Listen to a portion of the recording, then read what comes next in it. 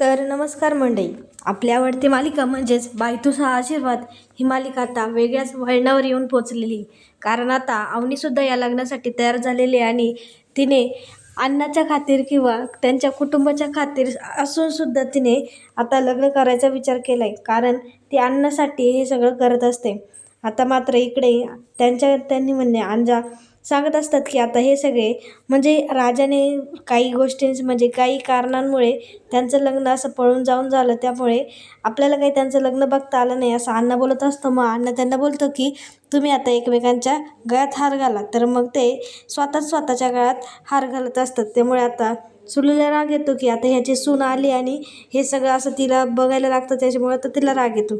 तर मग धन्या अवनीला बोलतो की तुम्ही वहिनी उखाणा घ्या म्हणून. तर मग आता उखाणा घ्या म्हटल्यावर आता राजाला असं वाटतं की म्हणजे एक एक संकट आता राजावर येत चालले आणि एक एक दबाव आता राजावर येत चाललाय. तर आता कोणाला काही माहिती नसतं, त्याच्यामुळे आता काही बोलता सुद्धा येत नाही. तर मग अवनी हातात माईक घेते. तर मग इकडे पायल आणि नामा त्यांना बोलते की वहिनी तुम्हाला आम्ही उखाणा सांगू का, म्हणजे काही यमक बिमक जोडून देऊ का. तर मग ती नाही बोलते आणि अवनी एक छानसा असा म्हणजे त्यांच्या कुटुंबाकरिता ती असा छानसा उखाणा घेते. आणि आता ती बोलत असते की कोणाच्या शापामुळे काही घडणार नाही वगैरे. तिने असा उखाणा घेतलेला असतो. त्यामुळे आता इकडे सुले आत्याला राग आलेला असतो, कारण आता तिने तिला टप देण्यासाठी तो उखाणा घेतलेला असतो. तर मग आता उखाणं होतं. तर मग अण्णांना आनंद होतो. अण्णा तिथेच नाचायला लागतात आणि गाणी वगैरे सगळी लागलेली असतात.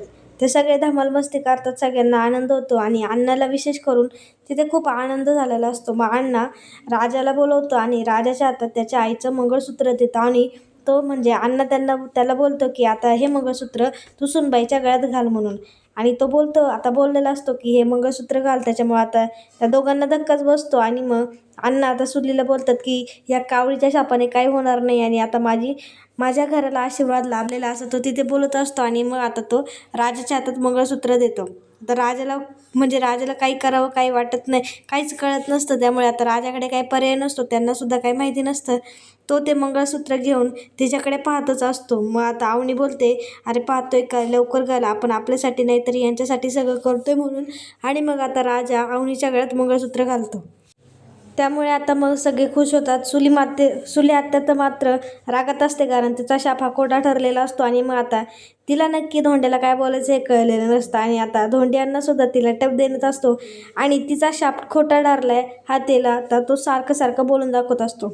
तर मग अण्णा त्यांना एकमेक म्हणजे जोडीनं त्याच्या पाया पडायला लावतात. तर हे सुद्धा आता जोडीनं पाया पडायला लागतात. त्यानंतर मग आता इकडं यशादाला काहीतरी वाटतं, कारण अवनी त्याला आतमध्ये वेगळं बोललेली असते आणि आता ती नवरीसारखी तयार होऊन आता ती म्हणजे नवरीचा गेटअप घेऊन आता ती रिसेप्शनला कशी काय आली याचा विचार करायला तो आतमध्ये जातो आणि देवासमोर उभे असतो. तर त्याला सुलहत्तने जो साप दिलेला असतो तो त्याच्या लक्षात येतो. अवनीने जे त्याला काही सांगितलेलं असतं की आमचं लग्न हे खोटं आहे म्हणून, आमचं काही एकमेकांवर प्रेम नाही आहे म्हणून असं त्याने तिला सांगितलेलं असतं. त्यामुळे आता ते सगळं त्याला आठवतं आणि मग तो देवापुढे हात जोडतो आणि बोलतो आमच्या घरात काय चाललंय काही कळत नाही आहे, पण आता आमच्या घराला बाईचा आशीर्वाद लाभला आहे, तो आशीर्वाद असाच कायम लाभू दे आणि आमच्या घरावर म्हणजे आमच्या घराची आता कुठेच इज्जत नको जाऊ दे म्हणून तू आमच्या घराचा आज तू मान राखला असं तो देवाकडे बोलत असतो. आणि बोलतो की आमच्या घराला बाईचा आशीर्वाद हा कायमचा लाभू दे असं तो आता देवाकडे बोलत असतो. आणि मग इकडे आता जेवणाची तयारी चालू असते आणि सगळेजण जेवायला बसलेले असतात. तर मग तिथल्या गावातल्या बाया असतात त्या आता गावातल्या बाया म्हणजे काहीतरी खोड काढायचीच असं बोलत असतात. ते आता बोलतात की ही दांगट्यांची सून म्हणजे धोंडे अण्णाची सून मोठी श्रीमंत ही थोडी इथे राजा ड्रायव्हर आहे, राजासोबत थोडी ना टिकणार आहे, जाईल थोड्या दिवसात पळून असं वगैरे म्हणजे ते वाईटच बोलत असतात. आता मग तिथे पाणी असतो, पाणी हे सगळं ऐकतो आणि पाण्याला राग येतो. पाण्या लगेच बोलतो की तुम्ही आमच्या कुटुंबाबद्दल आम्ही ऐकून घेऊ असं वाटलं का तुम्हाला, इथे आलात ना रिसेप्शन बघायचं आणि जेवायचं आणि घरी निघून जायचं, वाईट साईट कोणती कमेंट द्यायची नाही म्हणून.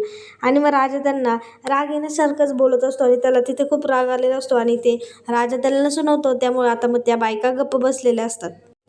त्यानंतर मग इकडे अवनीला विचारायला म्हणजे त्यांच्यासोबत फोटो काढायला लगेच नमा आणि पायल आलेली असते आणि ते दोघी तिथे फोटो काढत असतात आणि आता त्यांचा फॅमिली फोटोची वेळ असते. तर मग आता हे सगळे 4 भाऊ तिथे फोटो काढायला येतात आणि अण्णाला काही बोलवत नाही. तर अण्णा बोलतं की बापाशिवाय काय फोटो होणार आहे का तुमचा, बापाशिवाय तुमचं कुटुंब अपूर्ण आहे. आणि ते अण्णासुद्धा आता फोटो काढायला चाललेला असतो आणि आता मग त्यांचा फॅमिली फोटो निघालेला असतो. आणि मग आता पाण्या नमीला बोलतो की नमी ये की तू फोटो काढायला, तू पण आमची फॅमिली म्हणून. आणि आता नमीसुद्धा फोटो काढायला आली असते. आता मग राहते पायल. आता पायलला राग येतो. मग पायासुद्धा बोलते की मी येऊ का, मी येऊ का. तर मग पाण्या तिला बोलतं तू कशाला येते, तू काय आमची फॅमिली का. तर मग धोंड्यांना बोलतो की ये ये तू पण ये. तर मग आता पायलला आनंद होतो की आता यांच्या फॅमिलीत माझासुद्धा फोटो येणार. आणि मग आता ती पायल तिथे येते आणि आता त्यांचा फॅमिली फोटो निघालेला असतो. त्यानंतर मग आता अण्णा जेवण वाढायला आलेला असतो आणि आता नमी तिथे असते. तर अण्णा तिला बोलतो की ए नमी चल तू जेवून घे. तर मग ती बोलते तुझी सख्खी बहीण तिकडं घरी जाऊन बोंबलत असेल, मला जायला पाहिजे घरी. तर तो बोलतो तुझा मामा बघ कसा खातोय म्हणून. तर मग आता ती बघते की दत्ता मामा खात असतो म्हणून. आणि तो काय ती तुझी आई काय बोलणार नाही, त्यामुळे तू जेवून घे. आता मग नमी जेवायला बसते. आता मग ती पायलला आवाज देते. तर पायल म्हणते माझा कोणी तर विचार करते म्हणून मी का बसू जेवायला, मला कोणी आग्रह पण नाही करीत. तर मग आता ती असं का बोलते ती बघते. तर आता पाण्या जेवायला बसलेला असतो आणि पाण्याने काही तिला विचारलेलं नसतं की जेवायला बस वगैरे. त्याच्यामुळे आता पाण्या बोलतो अगं बाई ये जेवायला, नाही तर आम्हाला पचायचं नाही म्हणून.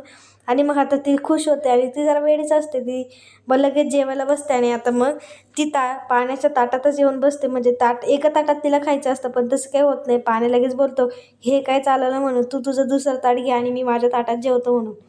त्यानंतर मग आता ही रिसेप्शनसाठी स्टेजवर पाहुणे येतच असतात आणि सगळं काही चालूच असतं. आता नमा तिथे जेवायला बसलेली असते आणि मग तिथे येते सुलू-आत्या. आता सुलू-आत्या बोलते की तुझ्या आईला तो कावळी बिवळी म्हणतो, तिला शाप वगैरे असं ते आमची भांडणे, म्हणजे मुळात तिलाच म्हणायचं तर आमची भांडणे, आणि तू त्याच्याच इथं जेवायला आली म्हणून तुझ्या आईच्या विरोधात जो आहे त्याच्याच इथं जेवायला आली. तर मग ती बोलते की माझं सोड, मी तर जेवणारच आहे, पण तू त्या दत्ता मामाला बघितलं का, तो बघ कसं खाते म्हणून ती असं बोलते. आता मग दत्ता मामा तर पूर्ण ताट दत्ता मामाने भरलेलं असतं आणि दत्ता मामा असा खुश होऊन खूप खात असतो. त्याला ते जेवण खूप फार आवडलेलं असतं. आणि मग ती सुली आत्ता काही बोलत नाही. मग नवासुद्धा तिथे जेवायला बसते. आणि मग आता नवरा नवरी जेवायला आलेले असतात आणि मग आता सगळेजण म्हणजे जेवायला बसलेले असतात. आणि आता मग पायल त्याला बोलते की तुम्ही तुमचं एकमेकांचं तोंड गोड करा. तर मग राजा लाडू घेतो आणि मग स्वतःच खायला बघतो. तर मग ती बोलते अहो तुमचंच नाही, तुमच्या बायकोचं तोंड गोड कर म्हणून. आता राजाला काही कळत नाही. तर मग ती बोलते की चार मला. तर मग आता राजासुद्धा तिला लाडू भरवतो आणि अवनीसुद्धा आता राजाला लाडू भरवते. त्यानंतर मग आता सुलू-आत्या तर घरी आलेले असते नाही आणि दत्ता मामासुद्धा आता घरी आलेला असतो. आणि ती मग त्याला ओरडत असते की तू तिथे लई खात होता, जेवण कसं भारी होतं का. तो आता तो खुश, त्याला असं वाटतं ही जेवून आले असेल. तर मग तो बोलतो कसं भारी जेवण होतं, कमालच, धोंड्याने नादच केला असं तो बोलत असतो आणि एक नंबर जेवण होतं असं बोलत असतो. तर ती बोलत मग ती त्याला ओरडते आणि ती बोलत असते आता बघ मी काय करते म्हणून. हा धोंड्याला लय उडायला लागला आणि लय सून करतो ना, पण आता बघ त्याच्या सुनेला मी इथून कसं पळून लावते ना, असं ती बोलत असते. आणि बघ म्हणते माझं नाव नाहीतर बदलून ठेवा, असं ती त्याला तिथे दत्ता मामाला बोलत असते. आता मग सुलू-आत्या काय करते, तर आता सुलू-आत्या ही म्हणजे अवनीच्या भावाला फोन करते. म्हणजे तिला वडिलांना लावायचा असतो पण त्यांना अटॅक आलेला असतो, त्यामुळे तो फोन आता तिच्या भावाकडे असतो. मग तो फोन उचलतो आणि मग आता ती बोलते की तुझी जी बहीण आहे ना, तर मग तो तिचा भाऊ बोलतो की ती आमच्यासाठी मेली वगैरे म्हणून असं बोलत असतो. तर मग ती बोलते तसं नाही, ती तुमच्या घरी येणार म्हणून आणि तुमच्याकडे तिला पाठवण्याची जबाबदारी माझी, आणि मी कसंही काही करून मी तुम्हाला तुमच्या बहिणीला तुमच्या घरी पाठवलं, असं आता ती बोललेली आहे. आणि तिने रिसेप्शनचा सगळा व्हिडिओ म्हणजे मंगळसूत्र घालतानाचा व्हिडिओ आता तिच्या भावाला पाठवलेला आहे. आणि तिच्या भावाने तो पाहता त्याला अजून एखादा राग आलेला आहे. आणि मग आता इकडे दांगड परिवाराकडे तर धिंगामस्ती चालूच असते. आणि अण्णांनी आता दारू पिलेली असते, त्यामुळे आता अण्णासुद्धा मोठे जोरात असतात आणि अण्णांची आता कॉमेडी चालू असते. आणि आता धन्यासुद्धा अण्णांची कॉमेडी करत असतो. आणि मग आता पायल विचारते की मला कोणी सोडायला येणार आहे की नाही, का मी एकटीच जाऊ. कारण आता नमाने पाण्याने ना मला विचारलेलं असतं की तू जा घरी म्हणून, नाही तर ती आत्तापर्यंत इथं बोंबलत येईल आणि पहाटेपर्यंत आम्हाला तिचं बोलणं ऐकावं लागेल, त्यामुळे तू जा इथनं आणि तू लवकर घरी जा. तर मग आता पायलला राग येतो. आता तो तिला घरी जा म्हणला, मला तर काही बोलला नाही आणि मला एकटीला एवढ्या लांब कोण सोडणार, असं ती आता तिथं बोललेली. तर पाण्या म्हणतो सांभ्या सोडन तुला. तर मग तिला राग येतो. ती बोलते नाही तू चल म्हणून सोडायला. तर मग आता नमा पण बोलते की जा की सोडायला. तर मग आता ही पायल डायरेक्ट यशोदाकडेच येते आणि यशोदाला म्हणते त्याला सांगा की मला सोडायला म्हणून. तर मग आता यशा आधीच रागवलेला असतो, त्यामुळे आता यशोदा तिच्यावर सुद्धा रागवतो आणि नमावर सुद्धा रागवतो. त्यामुळे आता नमाला राग येतो की माझ्यावर का चिडला म्हणून. तर नमा बोलते मी जाते बाबा इथून. आणि आता नमासुद्धा तिथून निघून गेलेली. त्यामुळे आता पायलला सुद्धा राग येतो आणि पायल सुद्धा चिडते आणि ती पण बोलते की मला माझी गाडी आहे, मी सुद्धा घरी जाते म्हणून. त्यानंतर मग आता यशोदा सगळ्यांवरच चिडतो, म्हणजे धन्या पाण्यावर पण तो आता चिडलेला असतो. त्यानंतर मग आता इकडे राजा एकटाच शांत उभा असतो आणि मग लगेच अण्णा तिथे येतो आणि अण्णा बोलतो की राजा, तुझ्यामुळे आपल्या घराला बाईचा आशीर्वाद लाभलाय आणि आता असाच आशीर्वाद लाभू दे. आणि मग आता इकडे राजाला सगळं काय आठवत असतं आणि तो आता विचार करतो की मी आता यांना काय सांगू आणि नक्की अवनी मॅडम नक्की म्हणजे अवनी मॅडमचा निर्णय नक्की काय असेल असं राजाला आता टेन्शन आलेलं आहे. आणि तो बोलतो की अण्णा इतक्या दिवसांनी असे खुश आहे, पण आता मी त्यांचं सगळं कारणीभूत आहे. आता मी म्हणजे त्यांच्या वाईटाला मी कारणीभूत आहे.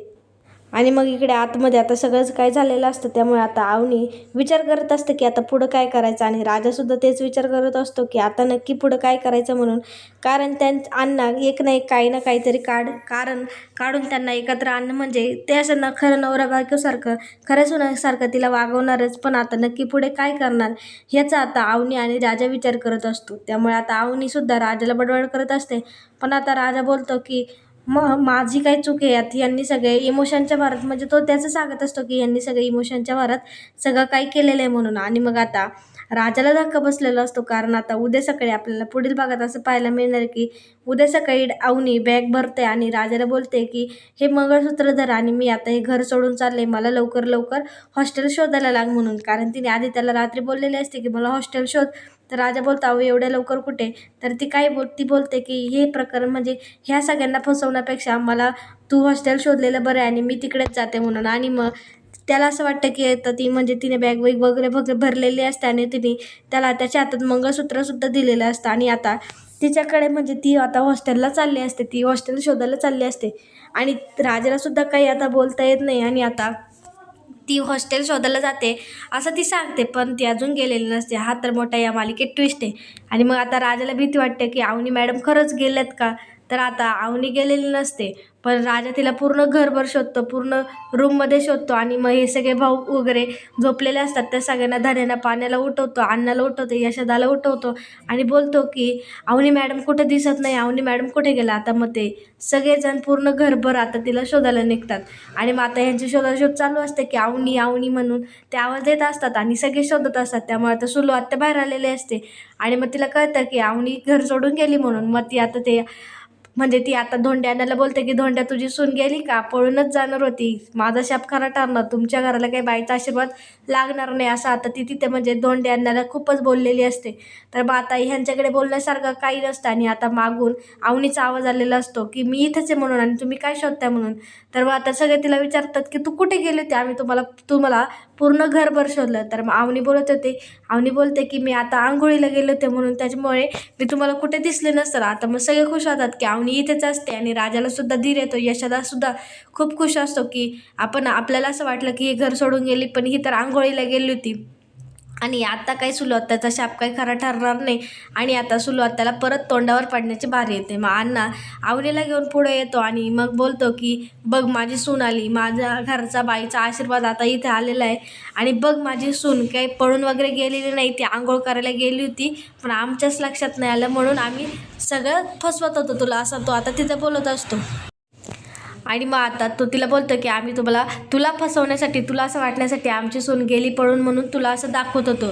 तर मग आता या मालिकेत अजून एक मोठा ट्विस्ट येणार आहे आता, कारण धोंडे अण्णाला तर ही सुलू आत्या खूप काही बोललेले असते, नाही ते बोललेले असते. त्यामुळे आता अवनीला तिचा राग येतो आणि अवनीला सुद्धा ती बोललेली असते की तू म्हणजे ती काय होणार तिला म्हणजे ती त्या घरची म्हणजे तिला असं वाटतं की मी त्या घरची सून नाही, पण आता ती सून झालेली असते. त्यामुळे आता अवनी बोलते की तुम्हाला काय वाटलं या घरची सून पळून जाणार म्हणून या घराला कधी बाईचा आशीर्वाद लागणार नाही का, असं आता तिथे अवनी बोललेली तिला. आणि ती बोलते की या घराला बाईचा आशीर्वाद नक्कीच लागणार आणि हे कुटुंब सगळं सुखी असणार आणि ते मी सुखी ठेवणार, असं आता ती म्हणजे अवनी आता सुलू आत्याला बोललेली. आणि अवनी तिच्यावर म्हणजे हात उगारत असते, कारण आता ती सुलू आत्या तसंच बोललेली असते. त्यामुळे आता अवनीने तिच्यावर हात उगारलेला आहे आणि तिला बजावून सांगितलेलं आहे की दांगट्यांची सून ही पळून जाणाऱ्यातली नाही आहे म्हणून. आणि आता दांगट्यांना बाईचा आशीर्वाद लाभलेला आहे, त्यामुळे आता कोणताच माणूस आता या सुनेला वेगळं करणार नाही, कारण आता डांगट कुटुंब हे पूर्णपणे तयार झालेलं आहे आणि त्या घराला आता बाईचा आशीर्वाद लागला आहे. आणि बाईचा आशीर्वाद लागला म्हणजे